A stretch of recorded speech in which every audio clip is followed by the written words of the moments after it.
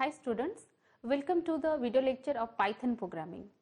So far we have discussed many things. We have discussed the basic elements of Python programming. We have discussed the different operators that are present in case of Python programming language. We have discussed the conditional statements, those are if else, nested if else and ellipse ladder. And we have already discussed the control structure, those are while loop and the for loop.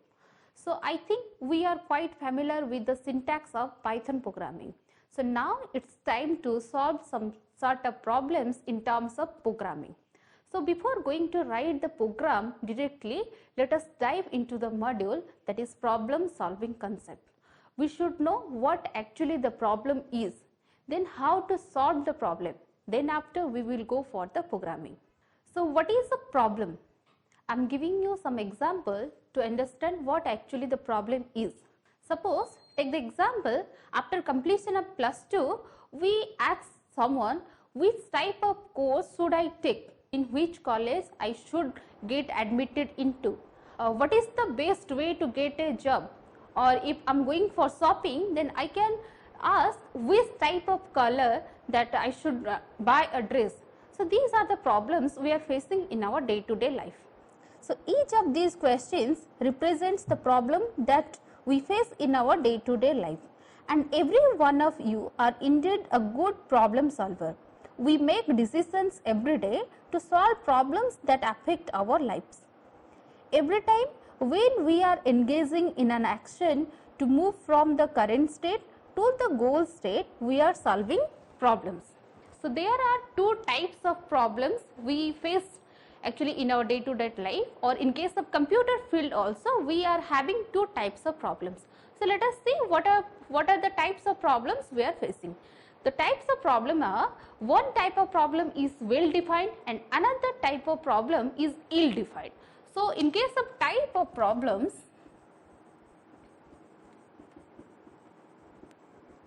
if we consider the types of problems, then we can find the well defined problem and another one is ill defined problem.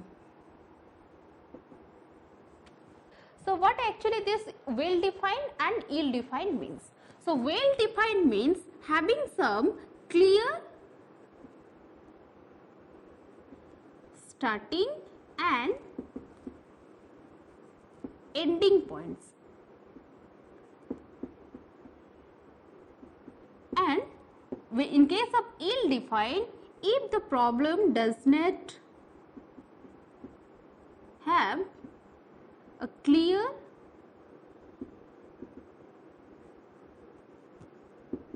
starting and ending point, we can call the problem as a ill defined problem.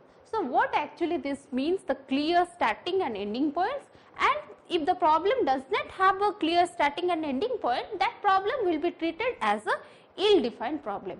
Consider these two questions. The first question is how to change a dark room in a house to bright. So what is the question here? How to change a dark room in a house to bright. And the second question is how to make a happy and prosperous life. Consider the first question, that is how to change a dark room in a house to bright. So here the starting and ending points are clear. The starting point is dark room.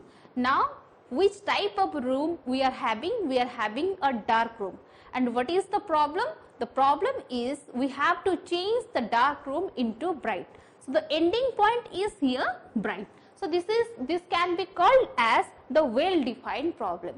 We can solve this problem very easily by putting a light or anything else into the room. We can convert the dark room into bright. So this one is our well defined problem.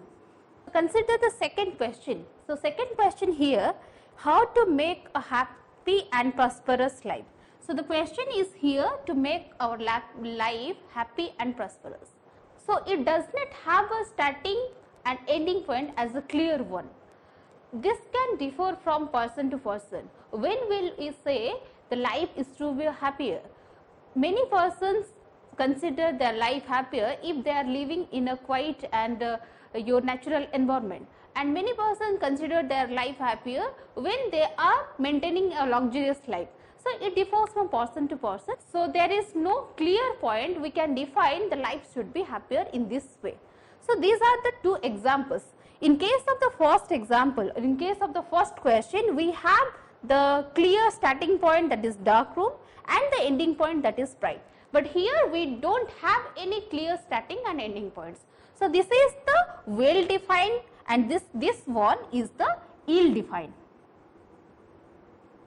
Or we can say this well defined is actually the simple problem and ill defined are the complex problems, or we can say it as a ambiguous one, as it does not have any clear starting and ending points. As we are facing many simple and complex problems, our brain has several ways to solve them.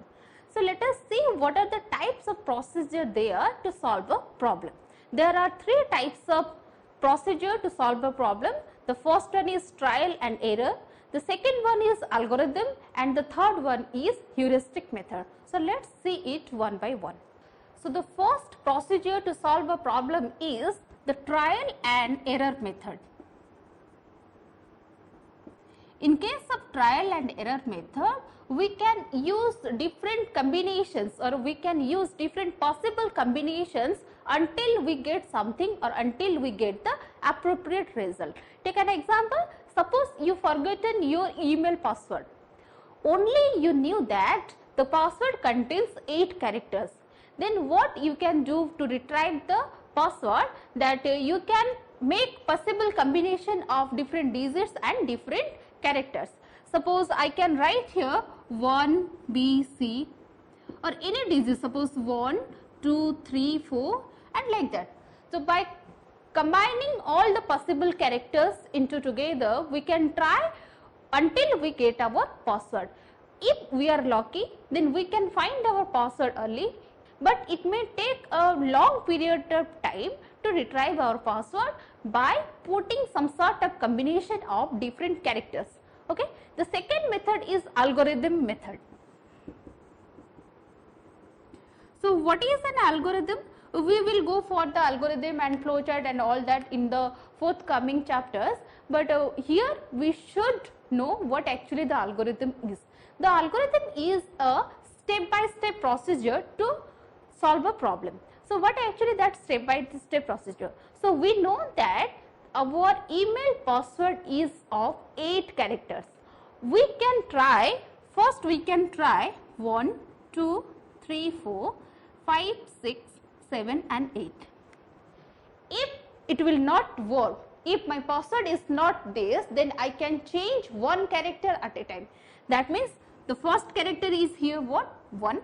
I can go for, I am not saying that these are the numbers, I am saying that the password is combination of 8 characters. The first character may be a digit, the first character may be a letter, the first character may be a symbol also. Here 1, 2, 3, 4, 5, 6, 7, 8 means these are the position of those characters. So, what actually we will do? We will first go for the first character, second, third, fourth up to 8th character. Then if it will not work, then we will go for the second possible combination and we will go to change the first character at a time. That means we will replace the first character with the second character. So, what is that? 2. Then we will go for 2, 2, 3, 4, 5, 6, 7, 8.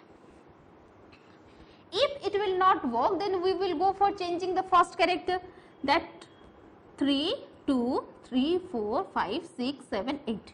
Then we will go for 4, 2, 3, 4, 5, 6, 7, 8. So, what actually I am doing here? I am remaining the rest of the character as same. 2, 3, 4, 5, 6, 7, 8, they remains the same. I am just changing the first character here.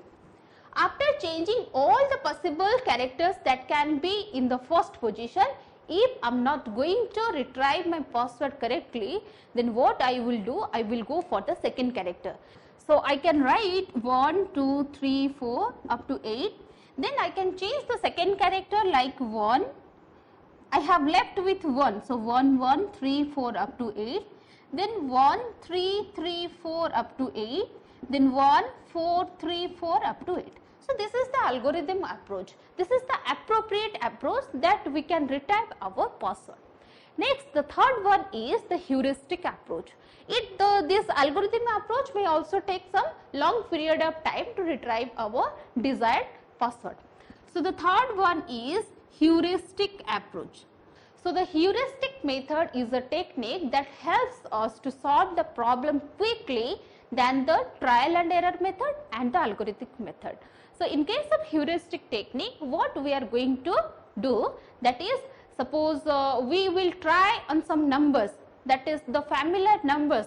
The password may be my birth date, the password may be my parents' anniversary date, or the password may be the date of birth of my any nephew or anything else. So I can put all those numbers, those possible numbers that comes to my mind that the password may be like this. Then I will try on those numbers.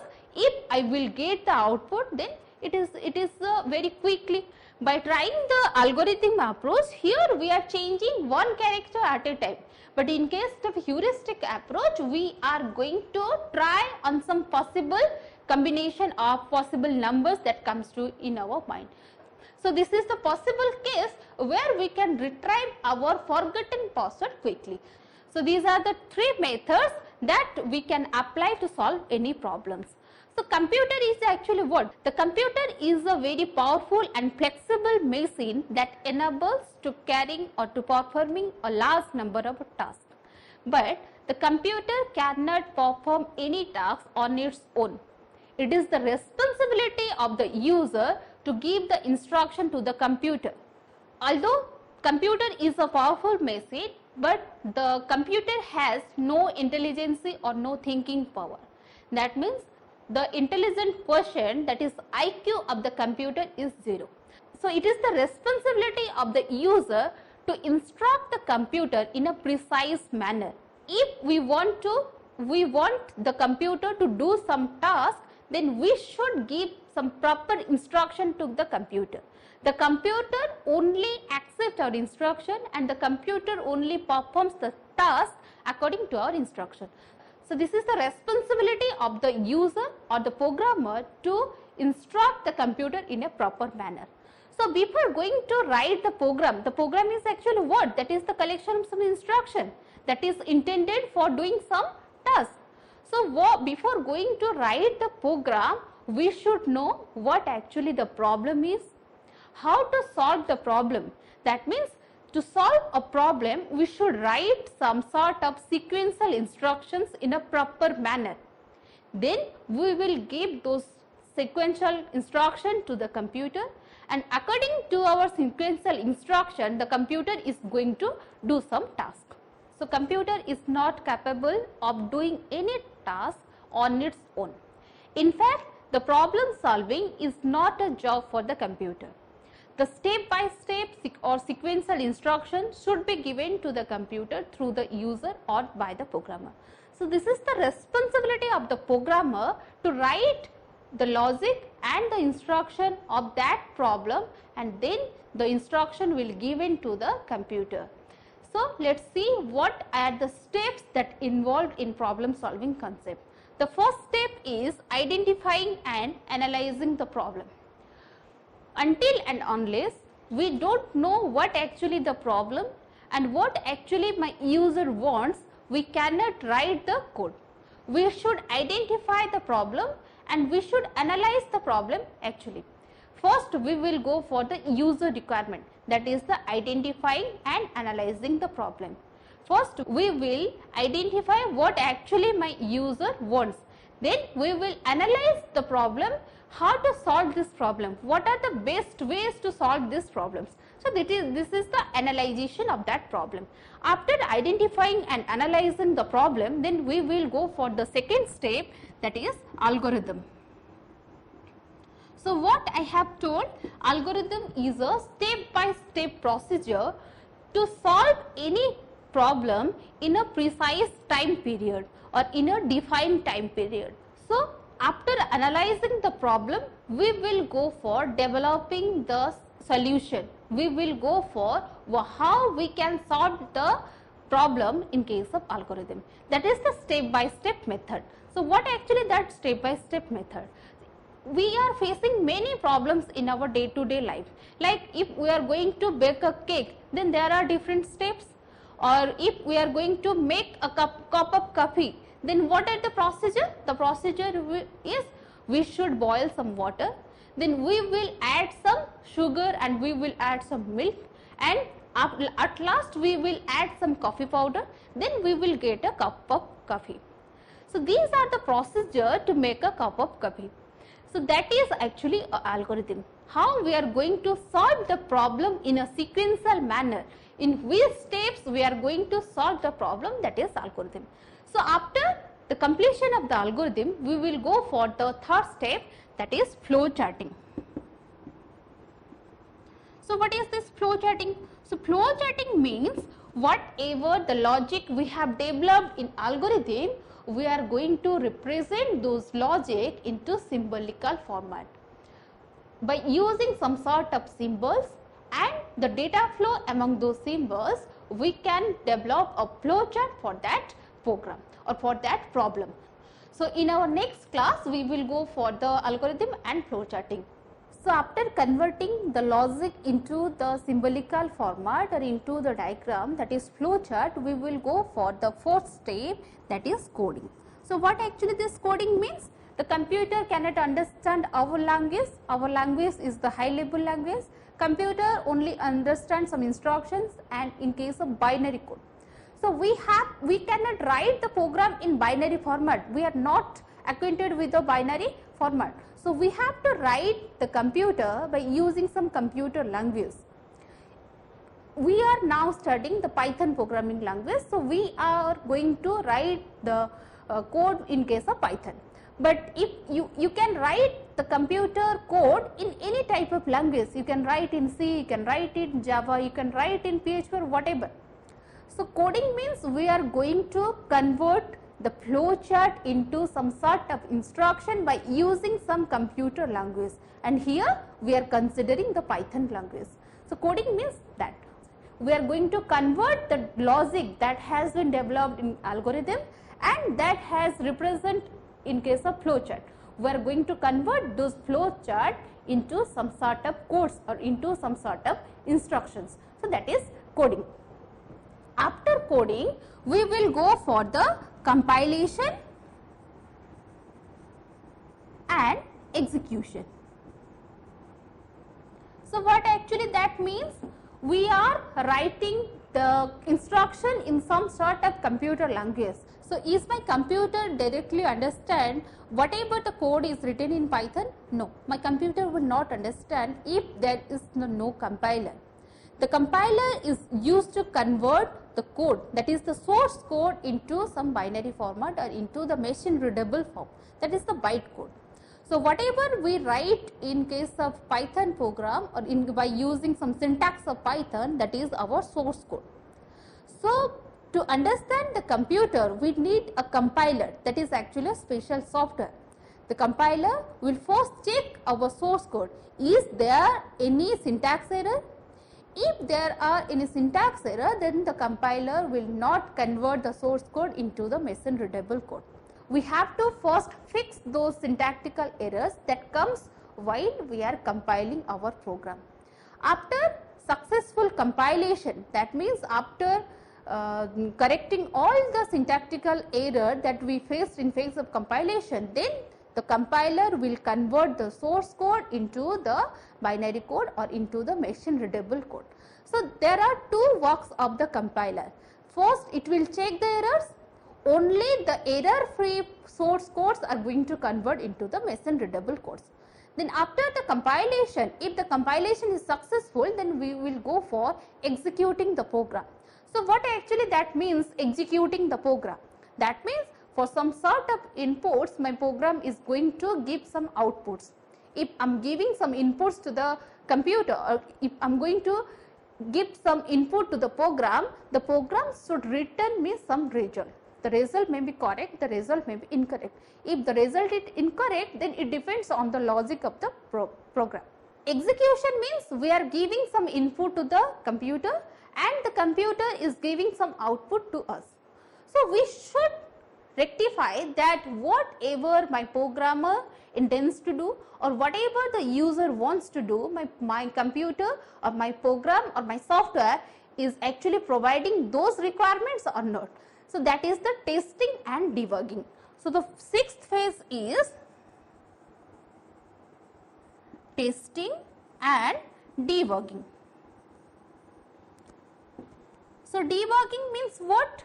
Debugging is the process of identification and correction of errors in the program code. Execution means what? We are giving some input to the system or input to the program or input to the software, and my software or program or system is going to provide some sort of outputs. But debugging means the process of identification and correction in case of program code. So, testing involves two phases, that is verification and validation. So, in case of testing, we have two things, that is verification and the other thing is validation. So, verification means that verification ensures that what actually my programmer intends to do, that the program is actually doing or not. And the validation means my program is going to perform in different sort of inputs. Suppose take an example, I am writing a code for adding two numbers. If I will give 5 and 3, then obvious it will return me the output as 8. So, this is actually verification. I am giving one sort of input to the computer will check 5 plus 3, that is 8. So, that is verification. But suppose I am writing a program for addition, I will give the input as 5 and 3 and it will return me as 2. So, where in case of coding, where I have written suppose C equals to A plus B, that time I have wrongly mentioned the minus symbol here, the subtraction symbol, then it will give me the output as 2. But while compiling that program, there is no syntactical error. So, the compiler will convert the source code into the machine readable format. Then the program will execute successfully because I am giving the input as 5 and 3. The 5 minus 3, that is 2. It will give the result as 2. So, the execution is also complete and the execution is successfully complete actually. Then we will come for the testing and debugging. So, in case of identifying and analyzing the problem, there we have mentioned my customer wants a program for addition, and in case of execution I got the result as 2, that is actually subtraction. So, while coming to the testing and debugging, the testing involves two things, verification and validation. Then in case of verification, I will check if 5 and 3 will get added, the output will be 8. But why the output is 2? That means my programmer intends to do 5 plus 3 is 8. But my program actually returns me 5 minus 3 is 2. So, there I am verifying my software or I am verifying my program and my program is not working correctly. Okay. So, we have to go back and we have to modify our code. There I can write C equals to A plus B, that is verification. And what do you mean by validation? So, validation means if I am giving the input as 5 and 3, then it will give me 8. Then I will check some other sort of inputs, like I will give some negative numbers, I will give some zeros, I will give some positive number, I will give some both the negative and positive numbers. If my program is going to work on different sort of inputs, then only I can say my program is working correctly.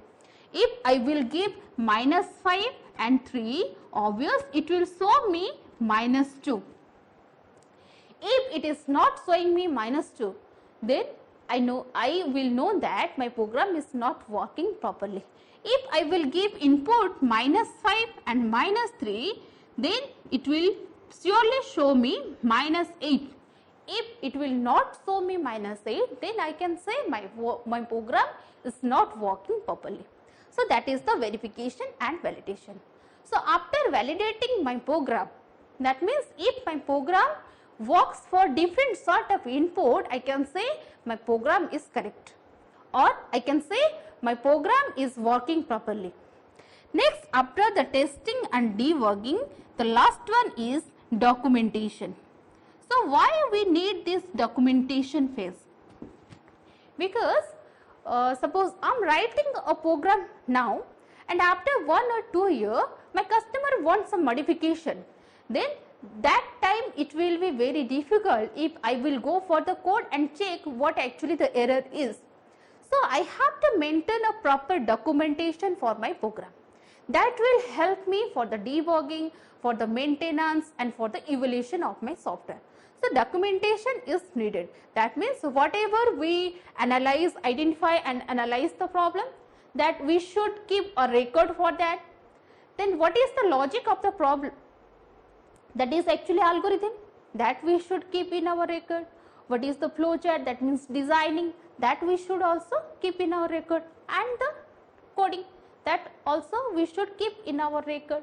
So by keeping all these things in our record, after some years or after some months, if my customer wants some changes, then I can go for the changes by looking at the documentation. So these are the steps for problem solving. So before going to write the solution for the problem in terms of program, we should clearly identify the problem, we should analyze the problem. That means there are variety of problem solving methods. We can solve any problem with a different ways. My logic is different, your logic is different. So we should know what is the best way to solve the problem. So that is the identification and analysis of the problem. Then after getting the best way, we will go for writing the algorithm. That means we are going to develop the logic for the problem. And after the algorithm, we will go to represent the algorithm in a graphical manner, that is flowcharting. And after that, we will go to convert the flowchart in terms of codes by using some sort of computer language. And after that, we will go for what? Compilation. That will check if any errors are there. If there are no errors, then it can convert into the source code into the executable code. Then we will go for executing the program, and after that we will go for the testing and debugging. There we can verify what actually my customer, what actually the program intends to do, what my program gives the output. Then we will go for the documentation. To make the program a successful one, we should keep all these things in a proper documentation. So this is the steps we are having in case of problem solving concept. In the next class, we will go for the problem identifying analysis and the algorithm.